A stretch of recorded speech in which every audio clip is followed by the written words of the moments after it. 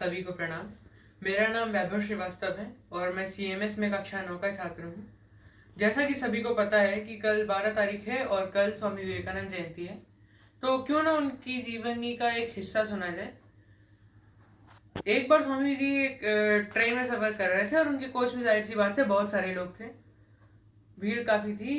तो उस कोच में दो अंग्रेज महिला चढ़ी और चढ़ते साथ ही जब उन्होंने स्वामी जी को देखा तो उनका उपहास करने लगी, क्योंकि उनकी साधु वाली वेशभूषा थी।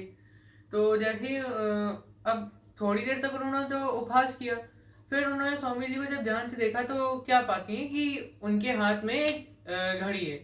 स्वामी विवेकानंद जी के हाथ में एक घड़ी बंधी हुई है। अब क्या हुआ कि जब उन्होंने घड़ी देखी तब उनके मन में लालच आ गया कि जैसे कि तैसे इस स्वामी से घड़ी हड़प ली जाए।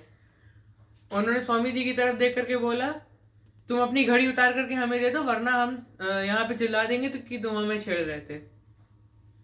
स्वामी जी ने उनकी बात सुन ली, लेकिन वो उनकी तरफ देखे नहीं, वो बाहर खिड़की की तरफ देख रहे थे। उन्होंने फिर से बोला, अरे बड़ा ढीठ आदमी है। उन्होंने बोला, तुम अपनी घड़ी उतार करके हमें दे दो, वरना हम चिल्ला देंगे कि तुम हमें छेड़ रहे थे।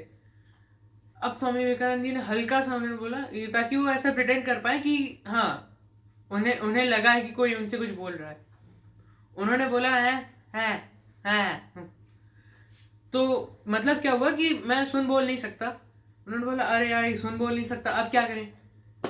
स्वामी जी ने बोला है।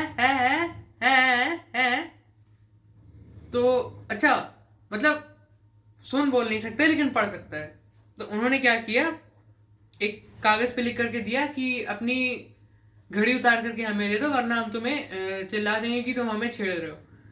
स्वामी विवेकानंद जी ने जैसे ही वो पर्ची हाथ में ली, मोड़ करके तुरंत अपनी जेब में रख ली। बोला, आप बुलाओ जी, आप संभाल लूंगा। तो इस तरह से स्वामी विवेकानंद जी ने अपना प्रेजेंस ऑफ माइंड का यूज करके किस तरह से एक ऐसी विकट परिस्थिति को टैकल कर लिया और उसे सॉल्व करके रख दिया। तो ऐसे ही स्वामी विवेकानंद जी से हमें प्रेरणा लेनी चाहिए, इंस्पिरेशन लेनी चाहिए कि किस तरह से जब भी हमारे सामने कुछ ऐसी विकट परिस्थिति आए तो हम किस तरह से अपने प्रेजेंस ऑफ माइंड का यूज़ करके इन विकट परिस्थितियों को सुलझा सकते हैं। धन्यवाद।